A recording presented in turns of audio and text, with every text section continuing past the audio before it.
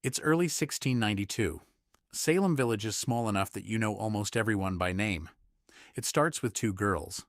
They begin having fits, screaming, contorting, saying things pull at their skin. A doctor examines them and can't find anything wrong. Someone says the word out loud before anyone else will. Witchcraft. The girls are asked who's doing it to them. They name names. The first is a woman on the edge of town people already whispered about. Nobody's surprised. Nobody defends her. You go to the trial because everyone does. You watch the girls in the front row. Every time the accused woman speaks, they scream and thrash like her voice itself is hurting them. The room takes it as proof. You start to notice something. The accusations aren't stopping at the obvious targets anymore. A neighbor of yours gets named.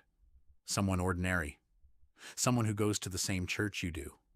You feel the first real flicker of doubt. You don't say it out loud, because you've also noticed what happens to people who ask too many questions.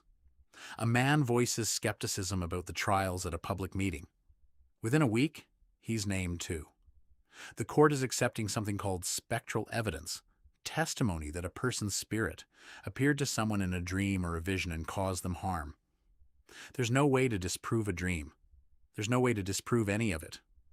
You watch the pattern become clear, even if you never say it out loud. The accused who confess and name others get shown mercy. The accused who insist they're innocent get hanged. The court itself is teaching people that guilt is the safer answer. You start to wonder what you'd do, sitting in that chair. By the end, over 200 people have been accused. 19 are hanged. One man is crushed to death under stones for refusing to enter a plea at all. You never once stood up publicly to say you thought it had gone too far. Neither did almost anyone else in that room, month after month, execution after execution. Here's what actually happened to you, psychologically, during all of this. It's called a moral panic, and it runs on a simple, brutal incentive. Staying quiet is safe, and disagreeing publicly makes you the next name on the list. Once fear has a shape, doubting that shape out loud stops feeling like honesty and starts feeling like a confession of your own. You didn't believe your neighbor was a witch. You just believed correctly that saying so wouldn't save her and might cost you everything. If you've ever stayed quiet about something you knew was wrong because speaking up felt more dangerous than staying silent, subscribe. This channel exists for exactly that feeling.